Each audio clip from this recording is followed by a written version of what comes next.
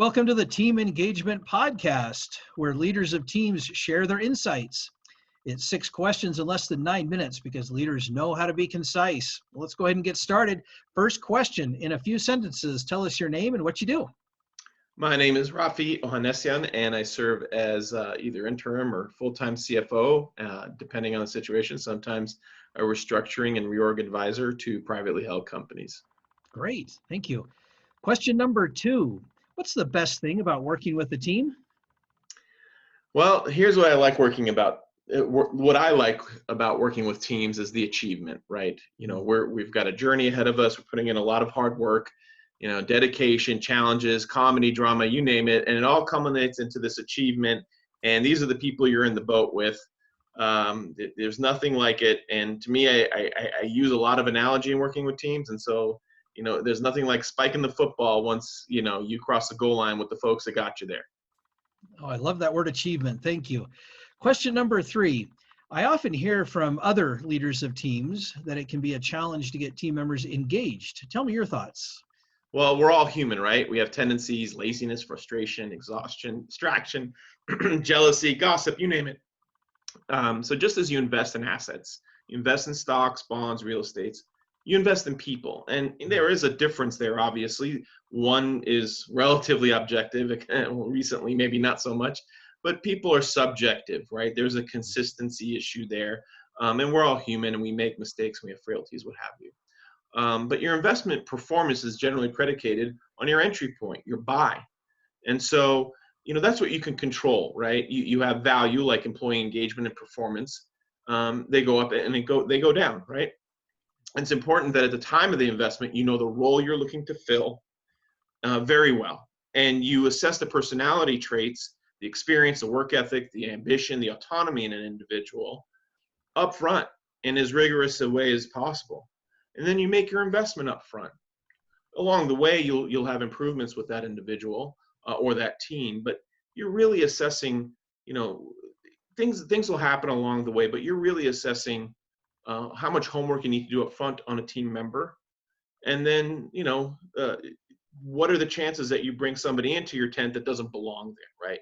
You want to bring somebody into your team that will gel with the team, but not be a yes person necessarily all the time, that provides, different points of view. But you really have to be careful and diligent about who you bring into the tent and make sure that they're there for the long term, they enjoy it, they're productive for themselves and for the team.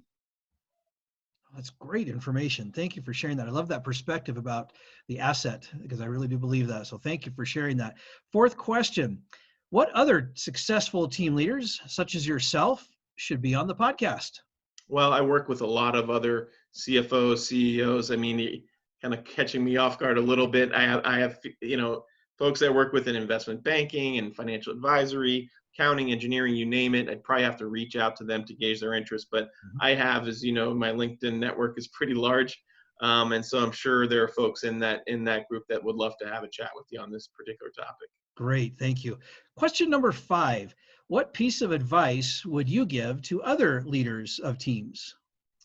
Know the work in front of you very well, not just the what, but the why, the how, the whens, the wheres, the ifs. Know the challenge and prepare for the challenge.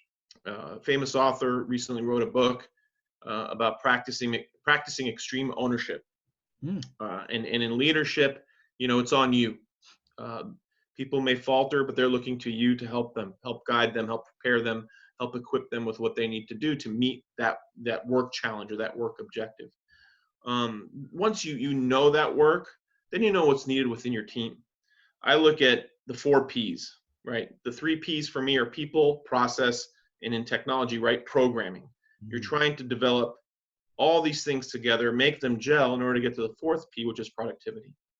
And you have to architect your response to the challenge, and that architecture has to be it's critical, right? That architecture has to be precise so that you're efficient and you generate growth with whatever you're doing with your team, whatever that work challenge is and how you're applying your team and your expertise.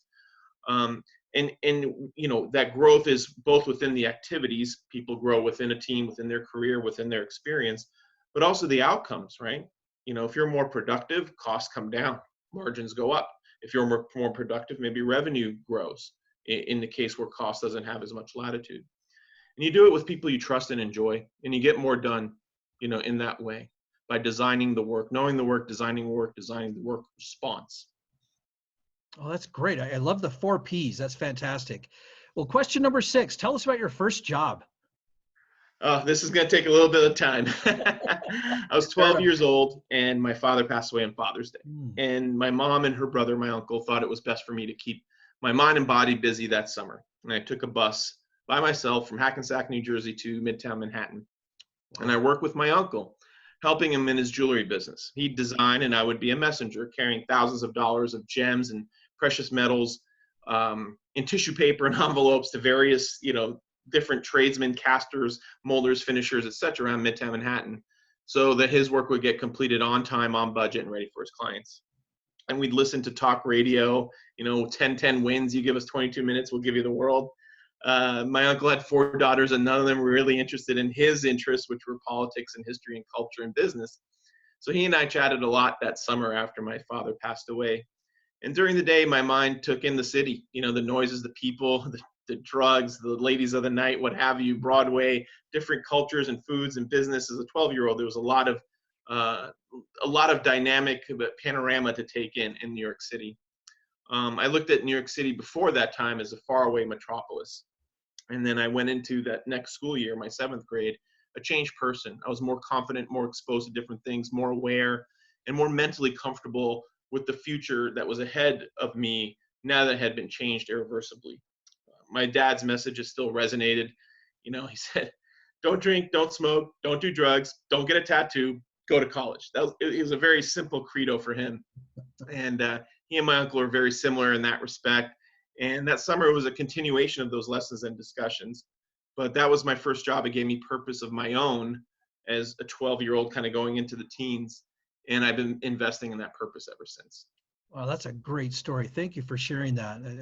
Sorry to hear about your dad. At the same time, what a great opportunity to work with your uncle and help out and Absolutely. learn lessons. That's fantastic. Thank you for sharing that. And also, thank you for being on the podcast today. Well, Raffy, how can people find you? They can email me at Raffy, which is Raffy, at Group Phoenix Advisors, all one word, groupphoenixadvisors.com. And my phone number is 310-709-4900. Very good. Thank you. This is Sean Richards with the Team Engagement Podcast, where leaders of teams share their insights. For more ideas, search us up on LinkedIn at Blue Sky Business Consulting, and have a great day.